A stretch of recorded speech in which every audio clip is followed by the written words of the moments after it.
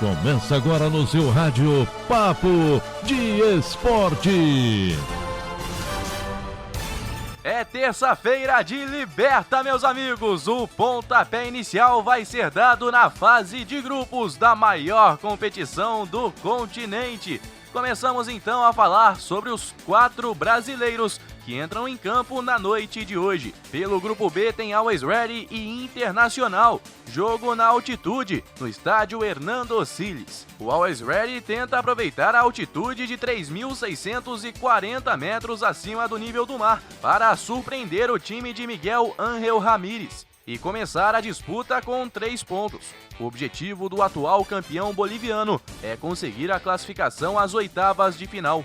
O Inter tenta evitar os efeitos do altiplano boliviano. Está concentrado em Santa Cruz de la Sierra e só se deslocará a La Paz 6 horas antes da partida, com a saída logo após o término do duelo.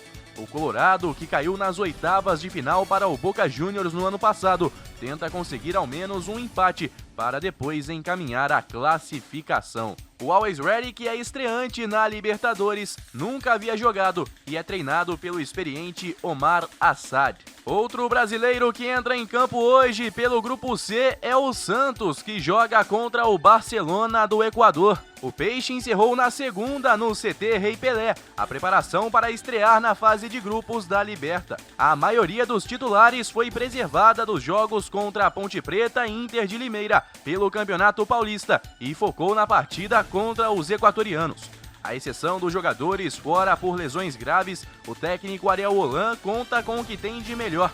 Como o Caio Jorge atuou na maior parte do tempo diante da Inter, o mais provável é que Marcos Leonardo comece jogando no ataque.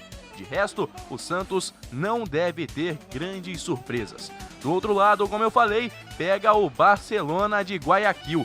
O técnico argentino Fabián Bustos dá sequência ao seu trabalho, mas o time parece envelhecido e distante do que foi em 2017, quando alcançou as semifinais.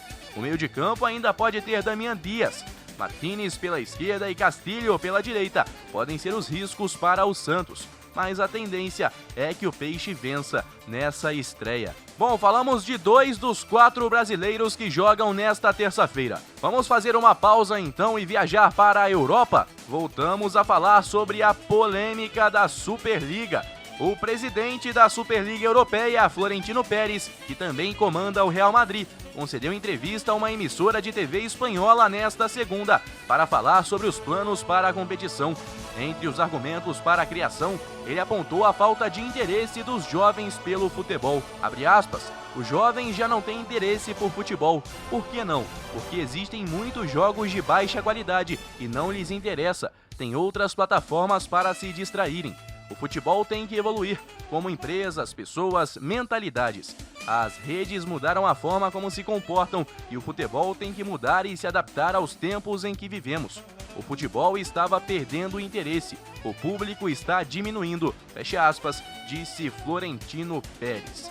Nesta semana podemos ter importantes definições, a UEFA deve se reunir e o presidente da UEFA confirmou a ameaça de punição aos jogadores e também aos clubes que disputarem a Superliga Europeia. A gente vai seguir acompanhando toda essa polêmica que pode trazer grandes danos aí ao futebol europeu e mundial, porque pode influenciar também o futuro de seleções. Bora voltar para a Libertadores então? Hora de falarmos sobre o São Paulo, que viajou para encarar o Sporting Cristal nesta terça-feira. O São Paulo chegou ao Peru embalado após passar com 100% de aproveitamento por uma semana intensa.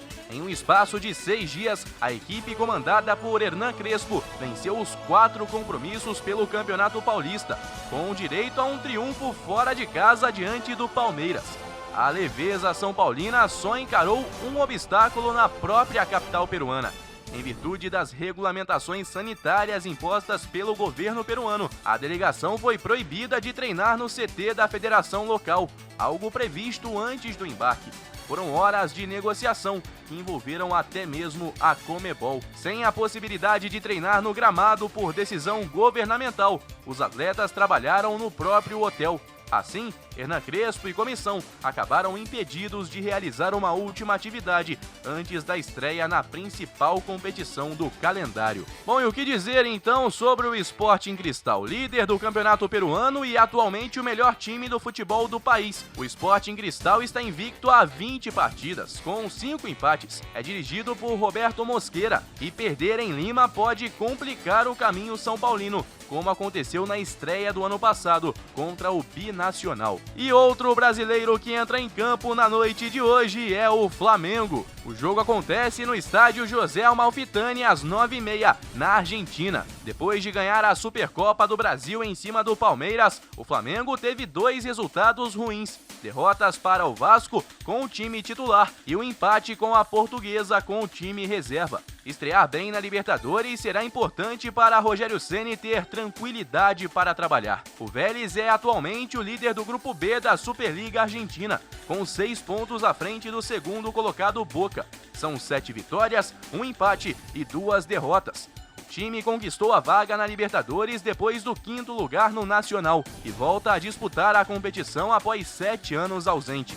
A única vez que o Vélez conquistou o título foi em 1994, sob o comando de Carlos Bianchi. É isso, meus amigos, então vai ser dado o pontapé inicial na Libertadores. Depois de hoje ficam faltando ainda para estrear Fluminense, Atlético Mineiro e Palmeiras, que jogam quarta ou quinta-feira. E a gente vai falar muito sobre isso também por aqui. Mas a última de hoje é na Copa Sul-Americana, porque também tem brasileiro estreando nesta terça-feira, no novo formato da Sul-Americana, que agora também é por fase de grupos. O Atlético Paranaense visita o Alcas às 9h30 da noite e o Atlético Goianiense recebe o Newell's Old Boys. Essa partida está marcada para as 19h15 em Goiânia. Assim como na Libertadores, também há brasileiros entrando em campo na quarta e na quinta-feira. A gente volta a se encontrar amanhã com muito mais aqui no nosso Papo de Esporte. Para você, um forte abraço, não se esqueça de se inscrever no nosso canal Papo de Esporte no YouTube, curtir os vídeos e ativar as notificações. Forte abraço, Guilherme Faria, para a Rádio Conselheiro FM, em todas as plataformas.